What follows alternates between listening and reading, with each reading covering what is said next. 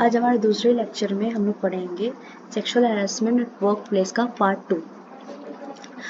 Sexual harassment at work place, जैसा कि मैंने पहले ही आपको हिस्ट्री बैकग्राउंड ये कहाँ से आया, ये एक्ट्स की पीछे की बैकग्राउंड हिस्ट्री मैंने हमने पढ़ ली है। अब हम लोग पढ़ेंगे provision of sexual harassment at work place का पार्ट 2, जो कि पहले हमने जो हिस्ट्री पढ़ी थी। Indian law of the sexual harassment, constitution of India जिसकी आर्टिकल 14, 15, 21, 41 एंड 141 से रिलेट करती है। और इसके आने का, इस एक्ट के आने के पिछले जो भी हिस्ट्री रही है और ऑब्जेक्ट रहा है, ये ऑब्जेक्ट हम प्रेम्बल में देखते हैं, इसी एक्ट के प्रेम्बल में। सेकेंड थिंग, 1997 में जो Vishakha versus state of Rajasthan का डिसीजन आया था, इसने ही इस एक्ट की नींव रखी थी। Second, sexual harassment at work place prevention provision and redressal acts. Indian panel code 354 से और 354 ए टू टी, ये सारे जो एक्ट्स हैं, ये सारे एक्ट्स और ये सारे सेक्शंस डील करते हैं सेक्सुअल हैरेसमेंट से। But sexually harassment every place, क्योंकि हम कभी घर पे हैरेस होते हैं, तो कभी रोड पे, तो कभी वर्क प्लेस पे। हमारे इंडियन लॉ में हर जगह की हैरेसमेंट के बारे में डिफाइन किया गया था, बट वर्क प्लेस में वुमेन की सेफ्टी के लिए डिफाइन नहीं किया था, जिसके कारण इस लॉ को आना पड़ा। विसाका गाइडलाइंस जजमेंट, यहाँ पे सुप्रीम कोर्ट ने एक्नॉलेज किया था the sexual harassment is a human right वॉलेशन। Sexual harassment is a वॉलेशन of the constitutional granting fundamental rights, article 14, 15, 21, 19(1) AG, right to practice and profession, trade, occupation, business, that is the right to safe environment and free from the harassment. There is a need for the guidelines to fill the legislative vacuums, क्योंकि legislative में जो भी कमियां थी, जरूरत थी हमें भरने की। अब हम बात करते हैं sexual harassment at work place में, जो कि वुमेन्स के लिए ये एक्ट बना है। तो what about me in the sense, यहाँ पे जो मेल पर्सन है, ये हमसे क्वेश्चन करता है कि क्या वर्क प्लेस में मेरा हैरेस नहीं हो सकता? क्या वर्क प्लेस में मैं हैरेसमेंट का शिकार नहीं हो सकता? ऑब्वियसली जो मेल पर्सन्स होते हैं वो भी हैरेसमेंट के शिकार होते हैं, लेकिन ये एक्ट मेल पर्सन की हैरेसमेंट को डील नहीं करता है। इसीलिए इस एक्ट में मेल पर्सन के हैरेसमेंट की बात नहीं कही गई है। चलो, मेल पर्सन की हैरेसमेंट की बात नहीं कही गई, लेकिन इस वर्क प्लेस में क्या अगर एक फीमेल को हैरेस करे तब? तो यहाँ पे अगर कोई फीमेल और किसी दूसरी फीमेल को हैरेस करती है, यहाँ पे एक्यूज एंड विक्टिम बोथ अगर फीमेल है, तो भी ये एक्ट डील करता है।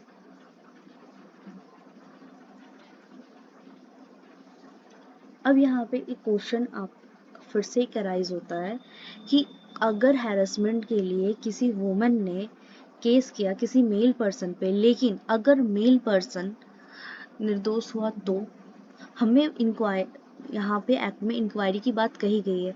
इंक्वायरी में हमने ये पाया कि जो मेल पर्सन है वो तो इनोसेंट है, जो फीमेल थी उसने फेल्स एंड मैलिशियस प्रोसिक्यूशन लगाया था। तो क्या वुमेन ने क्या कोई गलती नहीं की है? ऑब्वियसली वुमेन ने गलती की। तो उसके लिए एक केस आया था, Saurabh Kumar Mallick versus comptroller and auditor general of India. इस केस में ये कहा गया था कि अगर सेक्सुअल हैरेसमेंट की डेफिनेशन में अगर किसी वुमेन ने सेक्सुअली हैरेस होने का ये एलिगेशन लगाती है कि किसी मेल पर्सन ने उसको सेक्सुअली हैरेस किया हो, और बाद में इंक्वायरी के बाद जो कंसलेशन रिपोर्ट्स आती है, ये पता चलता है कि अगर उन्होंने सेक्सुअली हैरेस नहीं हुए, उन्होंने गलत या मैलिशियस प्रोसिक्यूशंस लगाए हुए थे just because of the benefit and etcetera, तो इस केस के दौरान उन्हें भी पनिशमेंट दी जाएगी और उनके खिलाफ स्ट्रिक्ट एक्शन लिए जा सकते हैं। अब यहाँ पे जो हम एक्ट पढ़ते हैं वहाँ पे प्रिवेंशन, प्रोहिबिट एंड रिड्रेसल की बात की जाती है। तो टू कीप द हैपनिंग, क्या हुआ, hinder something the happening special and the advertisement planning and action, कैसे एक्शन होगा, क्या होगा, ये बात की गई है इस एक्ट में। प्रोहिबिट की बात कही गई है, लॉ ऑर्डर डिग्री पास की जाएगी कि इस जो चीज़ें एक्टिविटीज़ इलीगल एक्टिविटीज़ चल रही है उसको कैसे प्रोहिबिट कर सकते हैं। At red result to set a right remedy on rectify की बात कही गई है। अब आते हैं हम लोग डेफिनेशन में। Who is the employee, employee कौन होता है? Regular, temporary and ad hoc. Ad hoc in the say specific, अगर कोई स्पेसिफिक पर्पस के लिए कोई काम कर रहा है टेम्प्रोरी बेसिस पे या रेगुलर बेसिस पे, डायरेक्टली अगर उसको अपॉइंट किया गया हो या एजेंट के द्वारा या कंट्रैक्टर के द्वारा, विथ और विदाउट रिम्यूनरेशन से अगर किसी को अपॉइंट किया गया हो, एक्सप्रेस और implied terms and prohibitory expression कहा गया हो एप्रिसिएशन के साथ, तो भी वो सारे पर्सन एम्प्लॉय की कैटेगरी में आते हैं। अब एम्प्लॉयर कौन होता है? एम्प्लॉयर का मतलब होता है जो अथॉरिटी होती है, या तो मैनेजमेंट अथॉरिटी हो सकती है, सुपरविजन अथॉरिटी हो सकती है या कंट्रोलर अथॉरिटी हो सकती है। मैनेजमेंट अथॉरिटी में person discharging the contractual obligation with respect to the employ, person board a committee responsible for formulation of the policies. ये सारे अथॉरिटी को हम काउंट करते हैं एम्प्लॉयर की कैटेगरी में। वर्क प्लेस, सबसे बड़ा क्वेश्चन होता है कि ये जो एक्ट डील करता है sexual harassment of work place, तो वर्क प्लेस हम किसे कहेंगे? कि अगर इस एक्ट को डील करनी है तो हमें वर्क प्लेस में हुए जितने भी ऑफेंस है उसे डील करनी है, अदर जगह पे, क्योंकि अगर घर में कुछ होता है तो वो तो डीबी के अंदर जाता है, डोमेस्टिक वायलेंस। जो वर्क प्लेस में होता है उसे ही हम वर्क प्लेस को काउंट करते हैं। तब ये वर्क प्लेस क्या है? वर्क प्लेस में यहाँ पे प्राइवेट, पहले तो प्राइवेट एंड गवर्नमेंट सेक्टर दोनों इंक्लूड होते हैं, ठीक है। उसके बाद ये हॉस्पिटल एंड नर्सिंग होम्स, इसे यहाँ पे भी इंक्लूड किया जाता है। Sports institutes, stadiums, training institutes, everything is also included in the work place. And educational institution, जो कोई महिला टीचर है वो टीचिंग के लिए जा रही हैं, वो भी उनके वर्क प्लेस में इंक्लूड किया जाएगा। फिर सबसे मेन चीज़ यहाँ पे आती है duelling place in case of the domestic workers, जो हमारे घर में काम करने के लिए कोई बाई या कोई आया, जो लोग अपॉइंट करते हैं बच्चे को देखने के लिए, तो अगर ऐसा कोई बच्चा को देख रेख करने या बुजुर्गों को देखने के लिए जो आया अपॉइंट की जाती है, तो वो सारी महिलाएं जहाँ पे काम कर रही है, ये सारी चीज़ें वर्क प्लेस में काउंट होती है। डोमेस्टिक वर्क, क्योंकि उनका डोमेस्टिक वर्क है वहाँ पे काम करना, तो वहाँ पे भी अगर उनके साथ लैंगिक उत्पीड़न होता है तो ये sexual harassment at work place deal करेगा उनके साथ भी।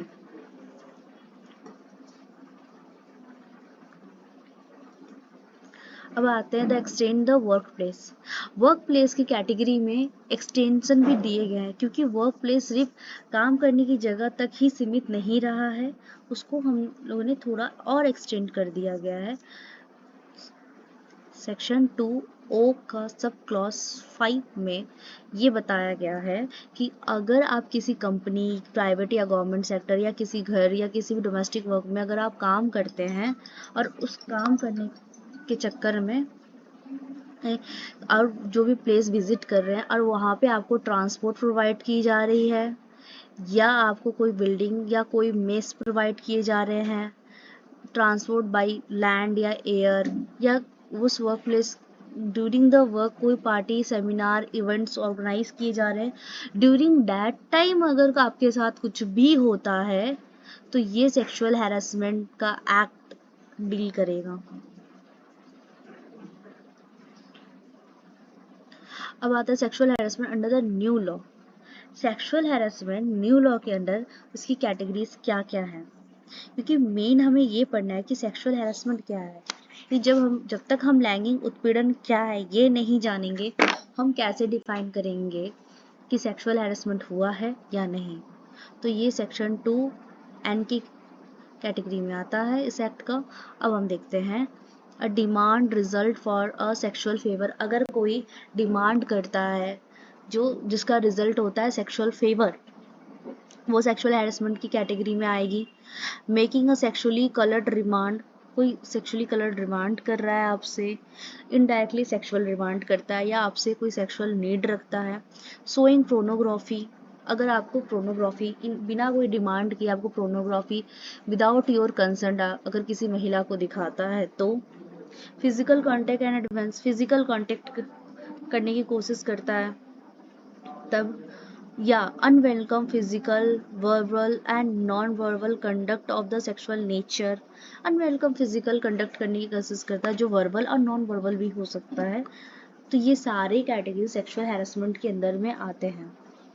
और कोई भी महिला अगर उनके संग ये व्यवहार किया जा रहा है ऑफिस में या उनके वर्क प्लेस में तो वो इस एक्ट के अकॉर्डिंग कंप्लेन कर सकती हैं। सर्कमस्टांसेस क्या क्या होते हैं? पहला तो circumstances sexual implied explicit the promise of professional treatment employment, मतलब उनको प्रोफेशनल ट्रीटमेंट दिया जाएगा कि आप आओ ना मेरे पास बैठो, हम आपको प्रमोशन देते हैं, ऐसा कोई ट्रीटमेंट। या थ्रेट दिया जाएगा कि अगर आपने मेरी बात नहीं मानी तो आपको फायर कर दिया जाए। या implied explicit the threat about the present and future employment status के ऊपर दिया जा रहा है कि आपकी प्रमोशन रोक दी जाएगी। Influences with work create and immediate and hostile environment दिया जा रहा है। या ह्यूमिलेट ट्रीट किया जा रहा है, मतलब लोग मजाक उड़ा रहे हैं उनका सेक्सुअली फेवर को लेके, उनके बॉडी शेमिंग हो रही है, उनका कलर स्किन कलर या किसी भी चीज़ को लेके मजाक भद्दा मजाक बनाया जा रहा है। तो it's also category come under the sexual harassment. ये कुछ कैटेगरीज हमने बनाई थी वो आप देख सकते हैं। यहाँ पे देखो सेक्सुअल एडवांटेज लेने की कोशिश कर रहा है। उसके बाद यहाँ पे ये जो वल्गर सा गाना गा रहा है उस वुमन को देख के, या तो यहाँ जो causing a likely to cause a weakness और एम्बैरेस कर किया जा रहा है इस महिला को। या तो ये कैटेगरी हम देख सकते हैं, you are just a women we need a man for the assignment. यहाँ पे एक वुमेन को कहा जा रहा है कि हमें एक इस असाइनमेंट करने के लिए एक मैन की ज़रूरत है। तो ये भी डिस्क्रिमिनेशन के कैटेगरी में आते हैं। जेंडर बेस इंसल्ट किया जा रहा है या अनवेलकम सेक्सुअल ओवरटोन दी जाती है, सीटी मार रही है, कोई देख रहा है। The other gesture hugging touching without the permission, displaying the pornography, forcefully physical touch and molestation, abuse the authority of power, यहाँ क्या है आपको प्रमोशन दी जाएगी, आपने मेरा काम नहीं किया, थ्रेट दी जा रही है।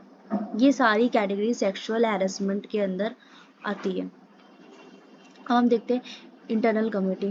पहला तो इस एक्ट में सेक्सुअल हैरेसमेंट के एक्ट में दो कमेटी बनाई गई है। एक तो होता है internal committee, internal complaint committee ICC, और एक होता है लोकल कंप्लेंट कमेटी जो मैंने पहले भी वीडियो में आपको बता रखी है। इंटरनल कंप्लेंट कमेटी में वो कमेटी होगी और वो लोग बनाएंगे जिनकी एम्प्लॉयमेंट में लोग 10 से कम हो। To establish the internal committee, mandatory to establish employee the 10 or more employees। अगर उनकी कमेटी में 10 से अधिक लोग आते हैं तो ये कमेटी एक संगठन में आएगी और इस यहाँ पे नई कमेटी बनानी पड़ेगी to prevention the sexual harassment. और उसके बाद आईसीसी में यहाँ पे अपॉइंट किए जा रहे हैं ऑर्डर इन अ राइटिंग। आपको अगर कोई भी by order in writing ICC appointed, जिसमें भी मेंबर को अपॉइंट किया जाएगा उनको राइटिंग में अपॉइंट किया जाएगा। At least half member of the ICC to be women, जो का हाफ मेंबर ऑफ कमेटी के होंगे उन्हें वुमेन्स का ही अपॉइंट किया जाएगा। उसके बाद prepare submit the annual report of the employer and district officer. अब ये जो सेक्सुअल हैरेसमेंट का जितने भी केसेस होते हैं ना, पर डिस्ट्रिक्ट में कौन कमेटी बना रहा है, क्या बना रहा है, ये तो डिस्ट्रिक्ट ऑफिसर ही देखते हैं। अब ये जो इंटरनल कमेटी बनी है लोकल में, तो उनका काम क्या है कि एक एनुअल रिपोर्ट बनाएंगे जहाँ पे वो ये मेंशन करेंगे हमने ये काम किया, ये मेंबर को अपॉइंट किया, इसको फायर किया, इसने अगर कंप्लेन आई तो हमने इसको ऐसे डिसॉल्व किया, ऐसे किया। पूरा एक साल भर का कच्चा चिट्ठा आपको देना पड़ेगा, जो कि ये सारी बातें हमें सेक्शन 4 में मिल जाएंगी। अब हम लोग यहाँ पे देखते हैं इंटरनल कंप्लेंट कमेटी। एक प्रिसाइडिंग ऑफिसर होना चाहिए जो कि सीनियर वुमेन होंगी, employ from a work place, other admin units office organisation. Second, 2 members committee की होंगी जो कि सोशल वर्कर और जिनको लीगल नॉलेज होना चाहिए। उसके बाद 1 मेंबर फ्रॉम द एनजीओ, एक मेंबर जो आएंगी वो एनजीओ से आएंगी। Other women organisation familiar with issue relating to the sexual harassment, जो सेक्सुअल हैरेसमेंट की इशू से फैमिलियर हो या उन्होंने पहले भी इस सारे चीज़ों को डील कर चुका हो, तो ऐसी कमेटी को ही हम बनाएंगे। अब आता है लोकल कंप्लेंट कमेटी, जो कि सेक्शन 6 में हम देखेंगे। सेक्शन 6 देखने के पहले सेक्शन 5 में आप देखो। Section 5 notification of a district officer की बात करता है, जो कि जितने भी यहाँ पे the appropriate government may notify to the district magistrate, additional district magistrate और कंट्रोलर और deputy collector as a district officer for every district exercise the power of discharge the function under this act. जो मैंने पहले ही बताया कि यहाँ पे district officer को क्यों दी जा रही है, क्योंकि डिस्ट्रिक्ट ऑफिसर जितने भी हैं उनका काम बस यही है कि सेक्सुअल हैरेसमेंट की जितनी भी कैटेगरीज है, जितने भी केसेस हो रहे हैं, कमिटीज गठन हो रही हैं, उन सब पे लुकआउट करना, मेंबर्स बनाना। अब लोकल कंप्लेंट कमेटी कौन बनाता है? लोकल कंप्लेंट कमेटी बनाता है गवर्नमेंट। ठीक, अब ये सेक्शन 6 हम अपने नेक्स्ट वीडियो में देखेंगे। आई होप आपको वीडियो बहुत अच्छा लगा हो, और अगर आपको ऐसे इन्फॉर्मेटिव वीडियो चाहिए तो प्लीज़ हमारे चैनल को लाइक एंड सब्सक्राइब करें। और इससे ज़्यादा आप हमसे जुड़ना चाहते हैं तो मेरे फेसबुक पेज और मेरे इंस्टा से जुड़ सकते हैं, मेरी ईमेल में मेल कर सकते हैं। और अगर आपको ऐसे ही आपको जुडिशरी की तैयारी कर रहे हैं और आप आगे की प्रिपरेशन करना चाहते हैं तो इस जुडिशरी की तैयारी और प्रिपरेशन के लिए आप हमसे जुड़ सकते हैं। For more detail, please contact us. Thank you.